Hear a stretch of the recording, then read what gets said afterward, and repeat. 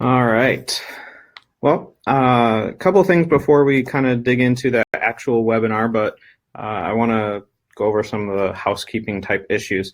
There's a few tabs that you can click throughout the recording today or throughout the webinar today. There is chat, Q&A, and then polls will pop up a couple times throughout the webinar. So if you have questions throughout any of the time that we're together today, feel free to drop them in the question and answer, the Q&A tab. At the end, I will make sure that we spend plenty of time going through questions and answering as many of those as we can this afternoon. So if you have anything throughout our talk, make sure that you drop it in there so that you don't forget, and I'll get through those at the end. Otherwise, feel free to add to the chat. You guys can talk throughout our conversation this afternoon, and I will try to engage with that as much as possible, but feel free to talk or chat, I guess, amongst yourselves as well. So today what we're going to talk about is creating the perfect website. So one of the most common questions that I get at Church Juice is basically, how do we create a good website? What needs to be on our website? Who should our website be geared toward? So we wanted to put this together this afternoon so that we can answer some of those questions. We'll talk through some of what I see happening in a lot of churches, what I see on websites and kind of trends and things like that, and we will talk through how to make your website as good as possible for your church as well. So let's dig in with a couple questions for you. First, what do you look for on a church website? Just think about that. You can throw your answers in the chat if you'd like, but think about that for a minute. When you go to a new church website, because you're a church communicator, so I know that you go to church websites just like I do, just to search, just to see what other people are doing, what other places are doing, how they display their information, all of that. So when you go to a church website, what is it that you're looking for? Think about that as we go through the conversation today. Second question, which was that first poll that I asked, what is the most important element on a church website? So going through the results there, it looks like service times and directions, or the location and address, are the most, what you guys say are the most relevant, most important things that are on a website. And I'd say that the design plays into that as well, even though that was one of the least answered parts of the poll. I would say that that is one of the most important elements. And we'll get into that a little bit, what makes good design, and how does that help your church website? How does that help your potential visitor as well? So I think that there's a lot that goes into what makes a good website, but we want to figure out, what can our churches do? How do we do that well? So when a person goes to your website, think about this.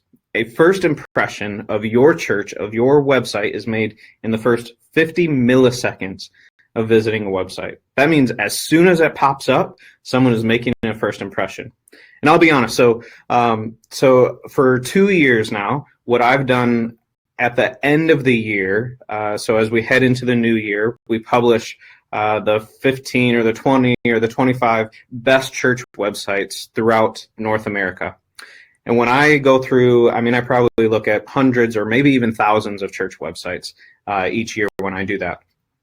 As soon as the website loads, I either know that I should take a look at it, or I can click out and go to the next one. I don't wait for the whole page to load. I don't wait to look at the information that's there. In the first 50 milliseconds, someone makes an impression of your website. So that is less than half of a second.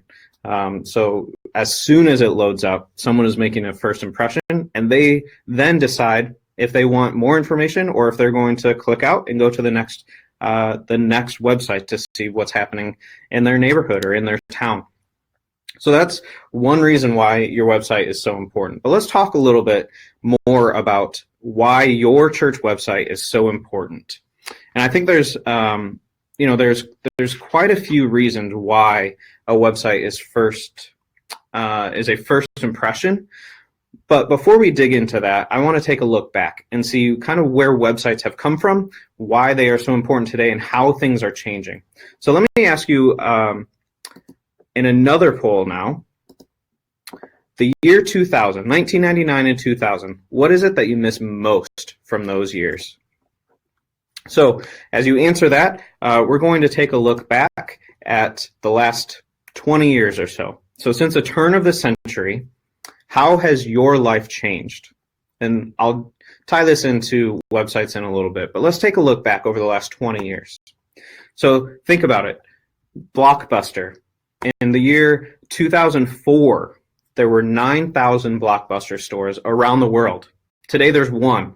It's either in Texas or Alaska. I can't remember where it's at, but there's one left. And that's less than 20 years. That's 15 years ago. 9,000 to 1. What else? AOL, America Online.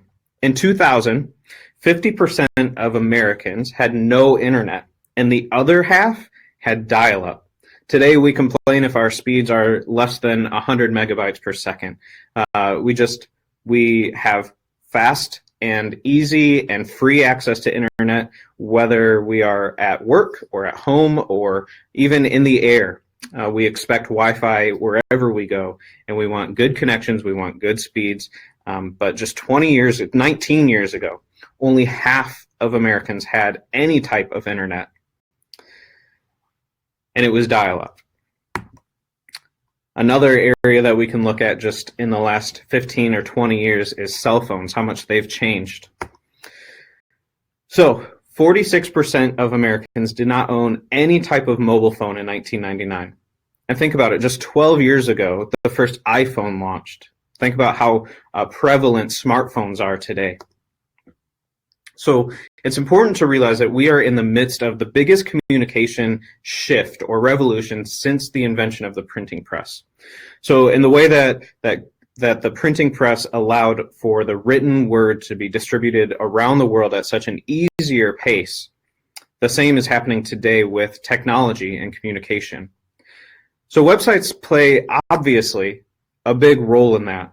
And so what we need to realize is that while we think our church website may be behind the times or maybe outdated, in the grand scheme of things, when we look at the last 20 years, websites, mid-90s to now, websites are a relatively new piece of communication.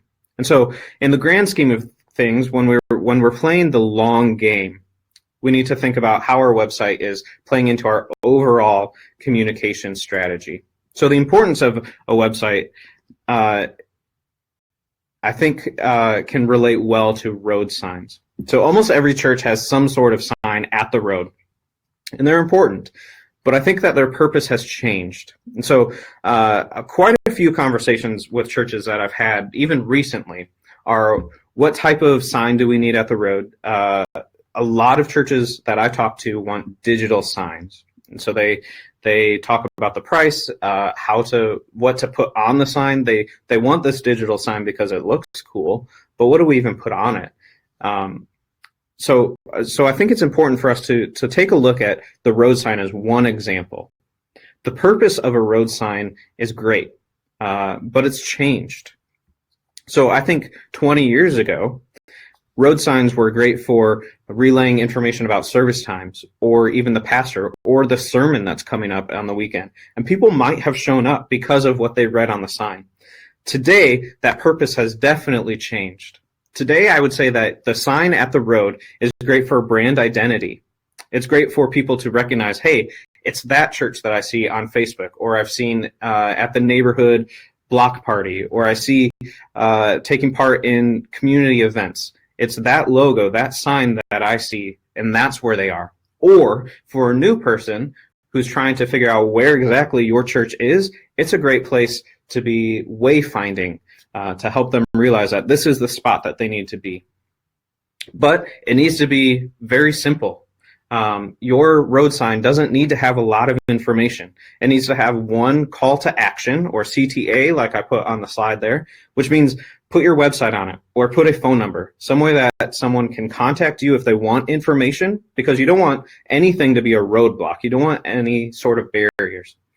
But besides that, there doesn't need to be a whole lot of information on the road sign. Where do they get that? They get that on the website. They get that when they show up on Sunday. They get that in other places. So what that means is that people are going to different places to get that information. What they used to get at the sign at the corner is not where they're getting it anymore. What they're doing is people are going to Google and searching for your church before they show up.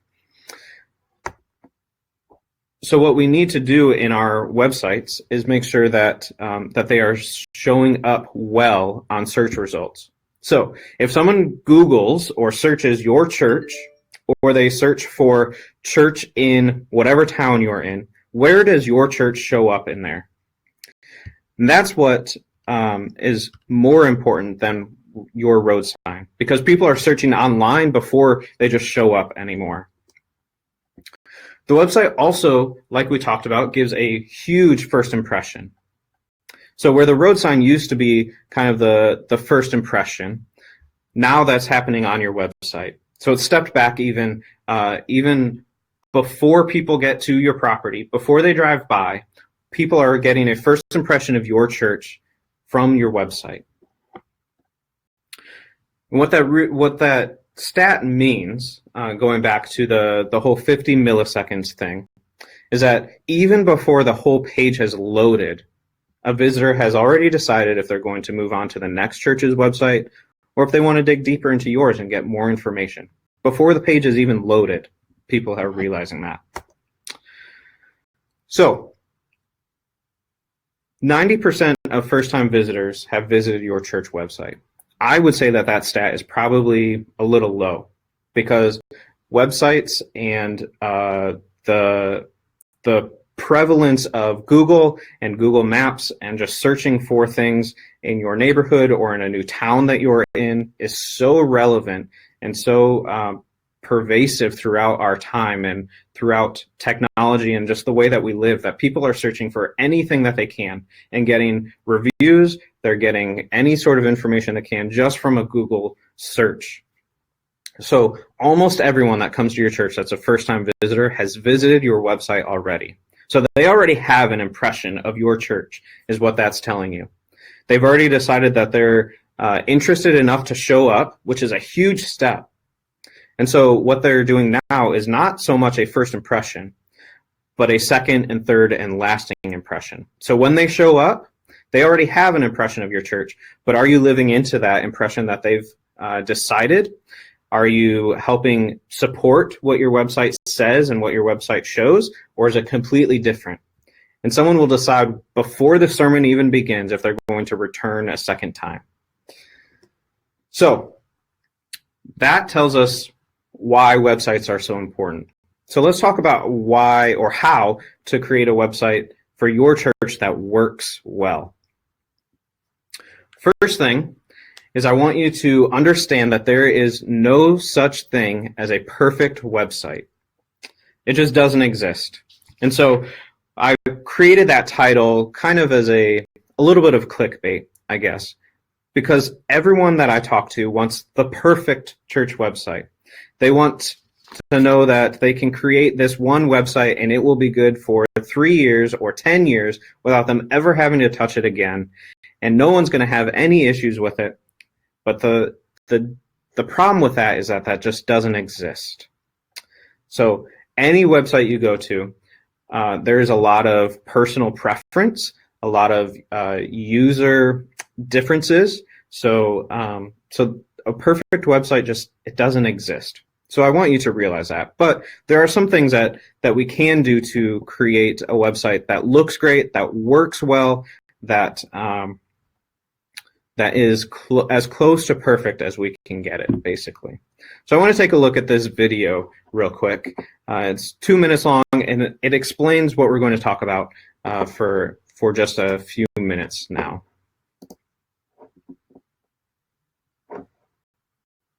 We're at the UX conference in London, down by the Houses of Parliament because I want to talk about Jacob's Law of the Internet User Experience. Now, Jacob's Law of the Internet User Experience is not a law like what they're debating in Parliament.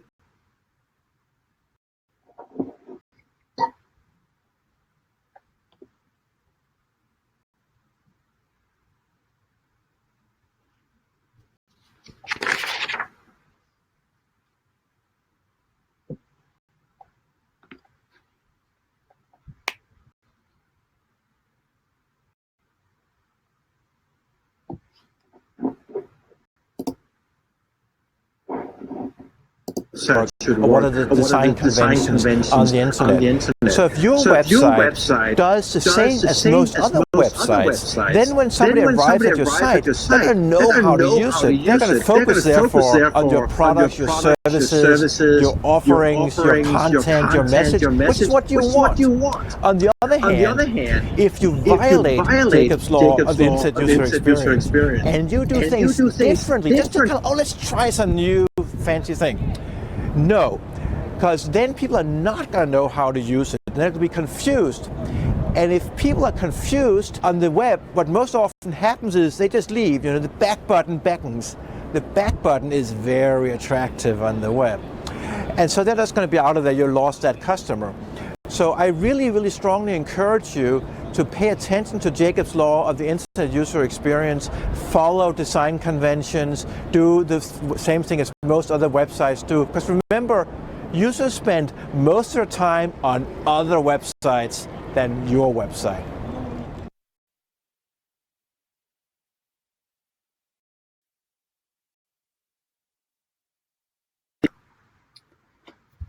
So clearly I haven't played videos on here before. Basically what the video is saying, what Jacob's Law says, is that users on the internet want something that they are familiar with. So let's go back to the slides real quick.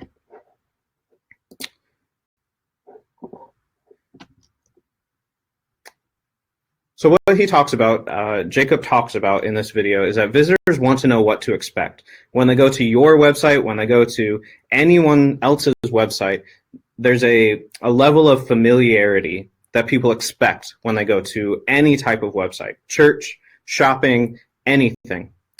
So what that means for you and for me and for our churches is that we need to create an experience that is in relation to all of the other websites, it's consistent. So most websites that we look at act similarly. There are some good examples and some bad examples. So let's compare a couple now. This, I would say, is a terrible website. So this is a shopping website that I came across. What they're trying to do is present to you as much information, as many visuals as they can at one time, but it doesn't come off very well, right? What does this compare to? What would be a good example of a shopping website like this? I would say Amazon. Amazon uses a grid layout. It's clean. There's lots of white space or negative space. And so when you look at this compared to the previous website, there's vastly different. So what website would you say people are more comfortable going to? Amazon, obviously. The same thing can be said when we look at church websites. So there is an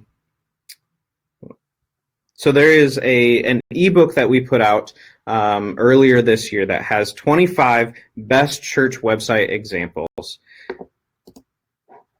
So what I would love for you to do is really just take a look at that. You can download it right there.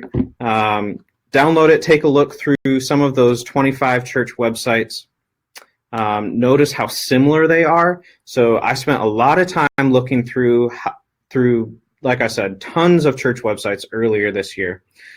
And we wanted to take a look at how similar they are. What you'll see when you look through there is really how similar each and every church website is. There's lots of empty space. The messaging is similar. The visuals are similar. Of course, each and every one is different. But look through and see how similar they really are. Here's a couple examples. This is the Village Church in the Dallas area of Texas. When you go to their website, you see in the top right, there's a couple menu items and a menu drop-down. There's a big headline over an image of something that's happening in their church, baptism in this case. And then there's a couple call to actions or click-through buttons. Another example is Menlo Church in the Bay Area of California.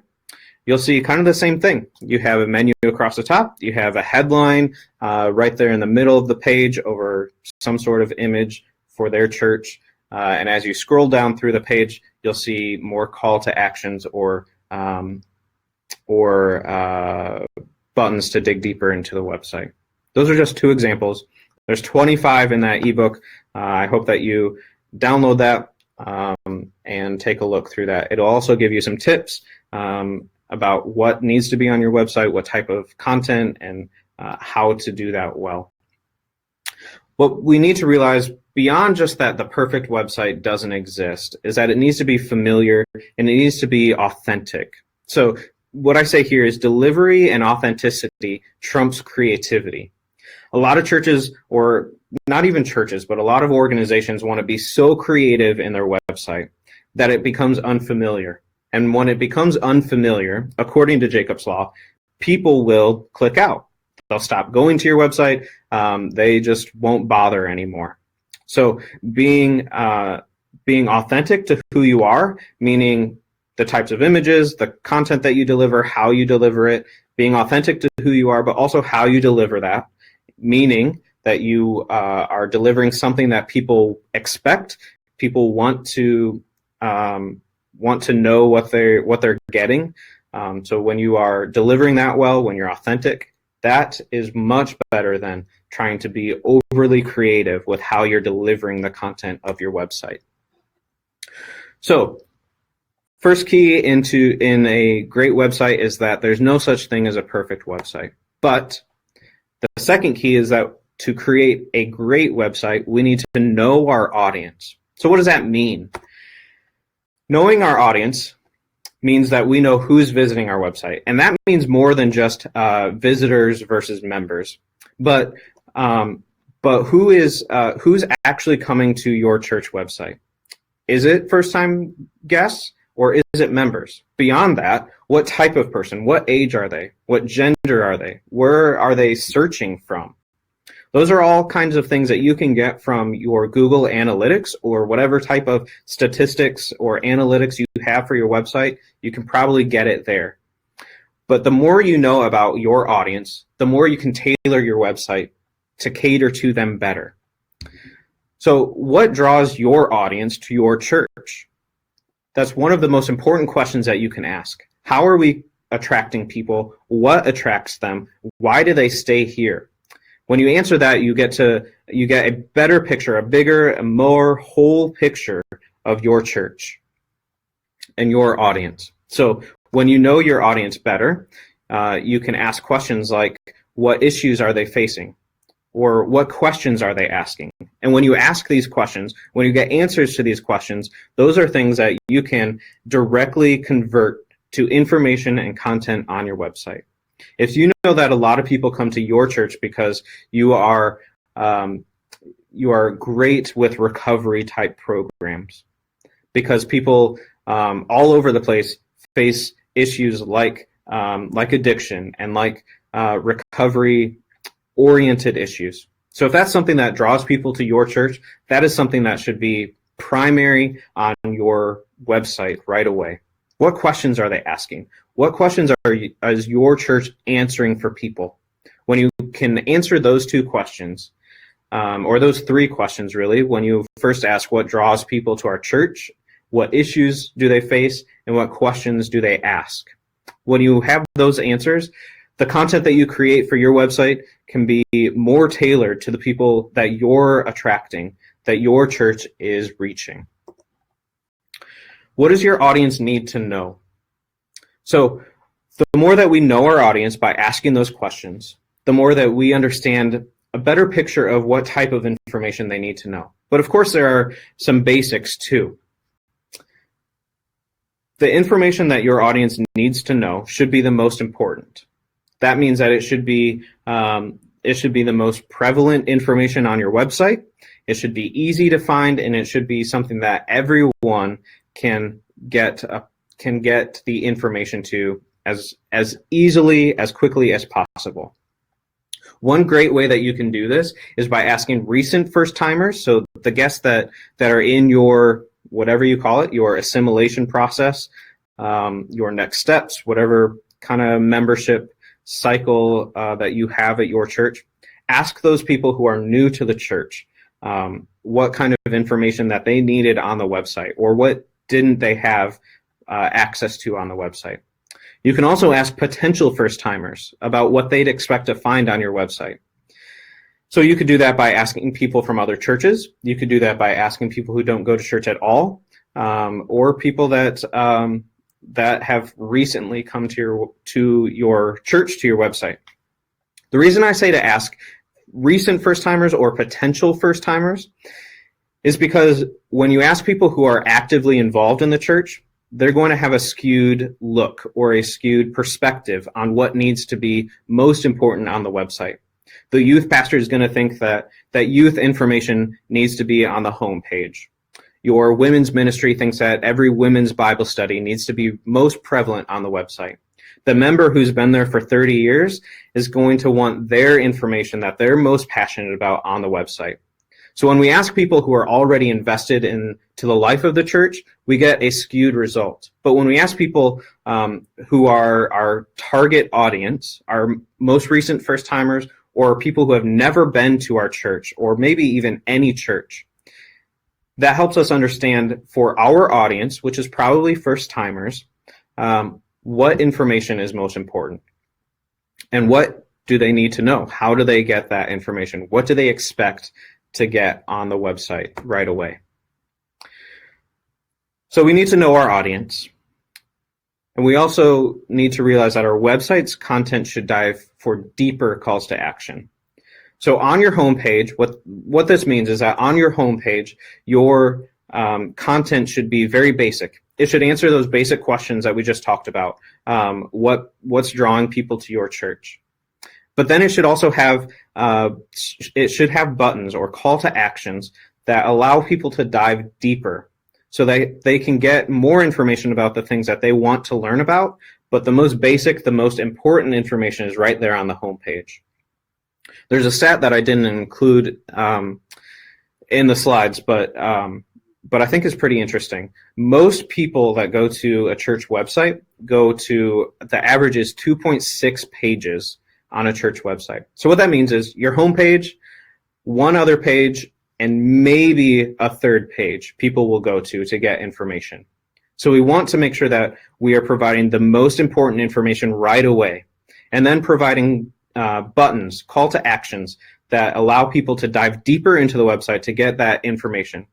But we don't want them to have to click more than once or twice, because they're probably going to lose interest after that. So make sure that the way that we lay our websites out allows for that to happen clearly and well. But we also need to set realistic expectations for our church website. I think one thing that we make a lot of mistakes on our websites with is setting unrealistic expectations, even in the images that we present. So if you look here, there's two pictures that you could choose from. Both of these are taken from an actual church website. One is clearly stock photo, and one is actually from their auditorium from a Sunday worship gathering. Which one would you say, A or B, is going to give the most realistic expectation for what a new person can expect on Sunday? It's obviously B, right? So when we talk about setting realistic expectations, there's a lot that we can get into. But I think at the very basic level, it means that even in the visuals and in the content that we create, we're being authentic to who we are. So we realize that we are this type of church. We realize that people wear this type of clothing on Sunday, or this type of atmosphere. And images can help with that. So what I mean by that is you can tell me, most every church website has what to expect on Sunday, or what do I wear on Sunday. A lot of church websites have that. And most of them that I read say basically wear what you want. The problem with that is that you also have a picture on the same page of everyone in collared shirts or jackets and slacks, and so people aren't really wearing whatever they want. There is kind of a, maybe not a dress code, but there is a way that people dress when they show up on Sunday. And that's not wrong, but what's wrong is you're not setting realistic expectations when you say that you can wear whatever you want. But if I wear jeans on Sunday, my first time, I'm going to be out of place. That's not very realistic. And so we need to just realize who we are and how we can be more realistic in the content and in the images that we deliver to our potential first timers. The last thing that I would say, key number 5, is to evaluate. So a great way to do this, I think, is kind of what we just talked about with having first timers tell you what they would expect with a website. I would have new people who have never been to your church go to your website and kind of evaluate it. So I think last year, and I didn't think about this until just now, so I apologize, but I think last spring, so almost a year and a half ago, we put out a rubric for a church visit. I would create something like that for people to go and evaluate your church website just on a regular basis. Get a wide spectrum of people who are part of your church, people who are members, people who are in leadership, but also people who are in your community. Maybe some who have a general understanding of your church or who show up on the holidays. Then some who don't go to church at all, maybe your neighbors that you have a little bit of a relationship with. Get them to evaluate your website. Get a 360 picture of what people are seeing, what they are experiencing when they go to your website, and use that evaluation to take your website to the next level. So I think we went through a lot of information, and I think there's a couple more things that I want to do, but I want to take a step back and just look at these 5 things, 5 keys for your church to have a great website. First, you need to realize that there's no such thing as a perfect website. They don't exist. Every website you go to, someone will have an issue with it, and that's okay. What you need to do, though, is realize that you're in it for the long game. You need to realize what your purpose for your website is, and realize that it's an ever-changing or always changing role in communication for your church. Websites are pretty new, last 20, 30 years, but they are becoming more and more important to our churches and to the ministry that we're doing. So make sure that you're spending the appropriate amount of time, resources, energy in your website, because that is your first impression. Your first impression team is not really your first impression. It goes to your website. That's key number 1. Key number 2 is to know your audience. Who is your church attracting? Why is your church attracting them? And how do we tailor our content, our website, to be more in tune with our actual audience? Third key is that your website's content should dive for deeper calls to action.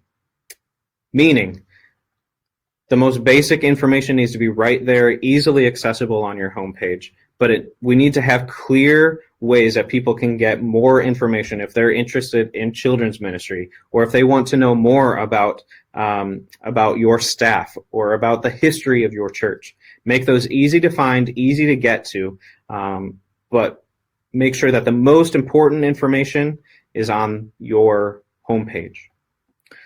Number 4, set realistic expectations. Know who you are, know what you're about, and be okay with that. Be honest, be authentic, use real photos, and help your visitors to set realistic expectations of what they can expect when they show up for the first time. The last thing is to evaluate. Always be evaluating everything you do in communication, because communication is always changing. We just talked about the last 20 years, how much things have changed in technology and in communication. It's going to continue to do that. So we need to constantly evaluate. Set a reminder 6 months from now or every year to evaluate your website and see what needs to be adapted, what needs to be changed. Maybe your audience changes every so often, so you need to adapt to that. Or maybe some content needs to be updated. That's okay. Those are things that need to be updated. But maybe what you learn from your evaluations is that you need to rethink your whole strategy. You need to be open to that too. So those are 5 keys. But I do want to spend a little bit more time talking about some tips, tricks for church websites, because beyond just the content that should be on a church website, a lot of churches ask, what tools do we use? How much should we be spending on websites? So I want to give you some of my recommendations or options that I know of that may help you with your next church website or maybe even your current one. First, don't spend more than you need to, but spend what you need to spend. So you could easily spend tens of thousands of dollars on a church website, but you don't need to do that probably. So what you need to do is figure out what your what capabilities you have in your church or on your staff. Maybe you don't have a great web designer or even a great graphic designer, so maybe that's something that you want to hire out. Or maybe you can do it all in-house, and so really all you're paying for is hosting and you're paying for people's time. You may have great volunteers that have a passion for church websites and want to help you, but they need a little guidance. So what you need to probably do before you dig into a new website is figure out what your capabilities are in the church, from staff, from leadership, from volunteers, from the congregation. Figure out what skills you have at your fingertips, and then from there set a budget. How much are we willing to spend? How much do we need to spend to get a great website up and live and going? How much do we need to spend? Be willing to spend that, but don't spend more than what you need to spend. And that price can vary a whole lot. It can also vary based on who you use to build your website or what service you use to build your website. You'll see there I've listed 6 options. There are tons more, but these are the 6 that I hear about most often, probably the 6 that I would recommend most often. The first 3, Squarespace, Wix, and WordPress, are not church website specific, but they are cheap. They look great or can look great. And WordPress powers like half of the entire internet. So a lot of people use WordPress. That means that it's very widely known, widely used. So if you're hiring something out, they may want to use WordPress. WordPress is free. You pay for hosting though. There are options that are specific to churches as well, or to ministries. Nucleus, Faith Connector, Ministry Designs are all great options. The prices vary. You'll probably pay a little bit more with all 3 of those and with any sort of church website option. But what you're getting is probably better and quicker customer service. You're getting more church-specific features. So you will get things that you care about more than what Squarespace may provide. Based on what kind of features you want, what kind of features most churches want, that's what these guys develop products for. Last, I would say there are a few must-haves for your next church website, or even for your current website. On your homepage, you need to have the 5 W's. We learn about those in elementary school: who, what, where, why, when, and how often.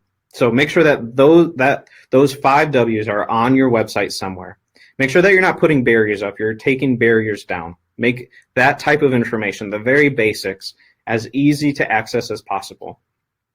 Second, get real, authentic pictures. If you don't have a good photographer in your church, hire one out for one Sunday. For $100 or a couple $100, you can get great pictures that you can use anywhere you want. Website, ministry, outreach, and that would be a great investment. But also realize anyone can take pictures these days. With iPhones and Android phones that are great and everyone has them,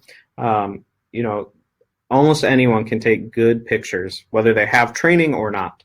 But be willing to, first of all, make pictures a priority, because that helps people understand. That helps, like we talked about, people realize who you are, have realistic expectations for your church. It helps you show authenticity, which is hugely important. And then last, or actually a couple more, responsive websites. Make sure that your website is responsive. What that means is that when you look at your church website on your phone, it looks normal. So it looks great. If it doesn't look great on your mobile phone, then you need to look at your website, getting a new website, or making sure that it's responsive. Responsive simply means that your website responds to the size of the screen that the person is viewing it from. So if they're on a huge monitor at their work computer, the website looks great. If they're on their mobile phone on the subway in New York City, the website still looks great because it responds to the size. Google will hurt your results if your website is not responsive. More people are looking at websites on their phones or on their mobile devices, tablets, whatever. So you want to make sure that your website looks great, both on desktop and on mobile. Last thing, make sure that your website doesn't need constant updating. There are a lot of churches who want to make sure that every single detail about every single thing that's happening is on their website. The problem with that is that it's on a page that we forget about, and so 6 months from now we realize that the men's Bible study isn't studying the book of 1 Samuel anymore. They stopped that a year ago. And so things become outdated very quickly when everything needs to be updated all the time. What I would recommend is making your website either as integrated as possible. So maybe your church management system has something that integrates with websites so that events and other types of information automatically correct and update, or make your website basic enough where you don't need to have dates and information about every single event. Make sure that it doesn't need constant updating, because if your website does need constant updating, it's just that much more for you as a communication leader to keep on top of, and that's just that much more that's easily outdated. So we want to avoid that, because people, when I go to a website and I see outdated information, that doesn't give me a great first impression about your church. That may make me think that maybe this ministry isn't even active anymore, or that you don't pay attention to details, things like that. So make sure that you are keeping your information updated, and don't overdo it so that everything needs updated and all the time. So that was a lot of information, but I wanted to make sure that we had plenty of time for questions and answers.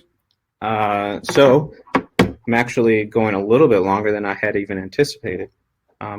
So let's go to Q&A. What types of questions do you guys have about church websites? Throw it in the Q&A tab, and we will. I'll get to those. So if you have any questions, throw it in there. I don't see any right now, but I'll give you a minute to put some in there. Also, if you didn't grab the ebook, that is available on our website right now. I think you may still have the option to download it. So you can get that. It has 25 of the best church websites for this year. It also has tips for creating a website strategy and some other insights from other authors besides me, people who have written for Church Juice and are church communicators, about what they think is important to include in your website or things to think about. So Sonia asked a question. She said, in terms of using authentic photos, what are the guidelines in regards to privacy regulations? So Sonia, that is a great question. Recently, I should have thought about including this and I didn't think about it, so I apologize. But on our website, recently I published an article about this exact thing. Very common question is, what do we do with pictures, and how do we respect privacy, all of those types of things. Couple things before I get into my answer. Rules and laws are different between the United States and Canada. So if you're in Canada, you need to look at your, I believe it's your province. I don't think it's a national law. So look at your province's law about internet and images and privacy. If you're in the United States, there's really not anything nationwide or anything as far as real laws go. But most insurance carriers, most legal experts will tell you basically what you want to do is ask for minors to opt in for pictures and allow for adults to opt out. So what that means is with the church that I'm a part of, what we try and push is that anyone that's a minor, so a youth participant, someone in the nursery, part of their registration process is an image release form. So it makes sure that we can get video or take pictures of their child. They've assigned release for that, so we can use it in any type of marketing that we want, that we see fit.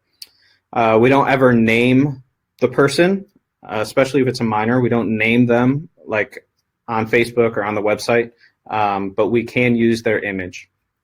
For adults or public settings, it's a little bit different. The rule of thumb is that there's no reasonable expectation of privacy when you show up to any type of church event or like a worship setting, worship service.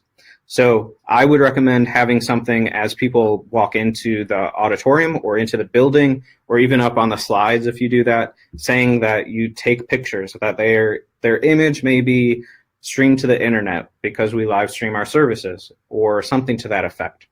So it's kind of everyone is included, but if you don't want to be included, basically you can walk out to another room so you're not on the recording, that type of thing. So minors, we make them opt in. Adults or general settings, like an outreach event, they can opt out. So they don't have to show up. They don't have to be there for that. I think that's probably it as far as guidelines and privacy. I would also add there, I guess, that foster care is becoming more of a relevant thing that churches need to think about, which is good. So make sure that there's a way for your photographers to know when people haven't or when children haven't opted in to taking their picture. So if you have ID badges, make sure that there's some sort of icon or some sort of notice on their badge that goes on them that they should not have their picture taken, basically. Other than that, I think that's probably about it, but you can check out that article on our website about sharing photos on your church website. Let's see. Samantha, the 5 W's are who, what, where, when, and why. So the very basic 5 W's that you talk about in like first grade probably. Those are the most basic details that you want to make sure is always included on your website, but also if you're creating beyond your website, if you're creating any type of communication piece, the 5 W's should be on there as well. Who, what, where, when, why, and how. So yeah. Rachel, you asked, is there a timeline for how often you should make changes on your website, like minor changes versus a complete overhaul? So minor changes, I would say, need to happen as often as they're needed. So part of why I said that your website should not need to be updated constantly is because we want to make sure that we're not spending our time as communication leaders. We're not spending our time always having to update the website. So minor changes need to happen as often as they need to happen. A complete overhaul, I would say probably every couple years. It used to be, the rule of thumb for web design, I would say used to be every 2 years you wanted to redesign. I think that's kind of slowing down a little bit. So maybe 2 to 3 years, you need to kind of rethink or rework your website.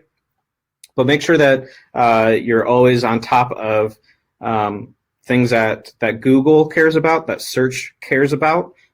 So right now that would be making sure information is updated. That would be making sure that your website is responsive, and making sure that that you have those 5 W's. So when you have all of those complete details, Google will rank you higher often. So yeah. Rachel B asked about members only section. I am against members only sections. The reason for that is because if I'm a new visitor or a potential new visitor coming to your website and I see that there's a login area, then or a members only section on your website, what I then think is that either you guys have something that you don't want public, so you have something to hide, or I'm not included. So I'm already being left out just by visiting your website. So obviously there are a lot of churches that do this, that they have the members only section. I think there are other ways, there are better ways to do that. I would say most documents or schedules probably don't really need to be on your website. There are other ways to do that. But I also understand that it is an easy way to get that information out there. So, so my recommendation, I guess, without knowing kind of the whole context of what you guys do in your church, is that you create the homepage, and the very front of the website would be toward the first-time visitor, but maybe deeper into the website, or a secondary website you have for members-only type information. But I would be careful about posting things that are password protected or login protected, because that doesn't give a great first impression for potential visitors. So I think there are other ways to do that. I would be glad to have a conversation with you and your church about how to rethink that, if that's something that your church is struggling with or is talking to you right now as well. All right, Louise, you asked tips for increasing searches through Google. A couple ways that you can do this. First, make sure that you have relevant content that people are searching for. So make sure that you have terms in your content, in your website's content. You have terms that people are going to be looking for. So, so a Reformed church in Grand Rapids, or a Baptist church in Louisville. Make sure that those types of keywords are found throughout your website, but they're strategically placed naturally in the body content of the page, not just a list of keywords at the bottom of the page or anything like that. You don't want to stuff your page with keywords, but more content helps Google see more about your church. Also, making sure that you do have things updated will help your search results too. Depending who you use to build your website, there may be areas that you can add things for search results. Search engine optimization, SEO, is what that's called. So there may be areas in the back end of your website where you can add terms and keywords and things like that to help for each page and for your website as a whole. And that kind of depends on who you use for your website too. But those are a couple things that you can do. If you're really struggling to get your results, I would recommend just having a conversation with an SEO expert. Usually you'll get like a consultation for free or something like that. So see what they have to say and then make changes based on that. Yeah. Any other questions?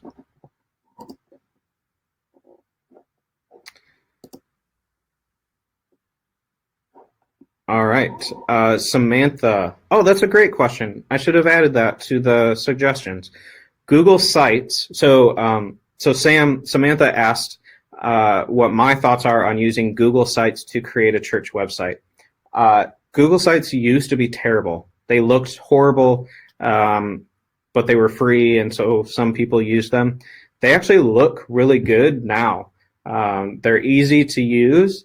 They're easily manipulated and changed. So you can throw images on there and the content that you need, and they look good.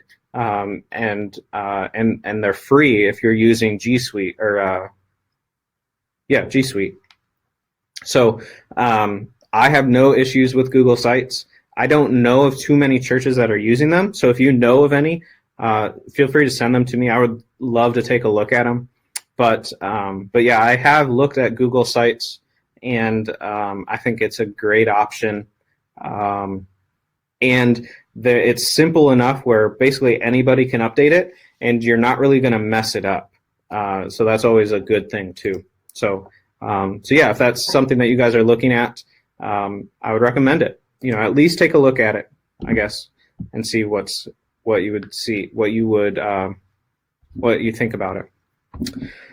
All right. Well, we are coming up on an hour, and I definitely don't want to go over that. So I just want to say I appreciate you guys taking an hour out of your day to talk with me about websites. If there's anything that I can do, any way that I can help your church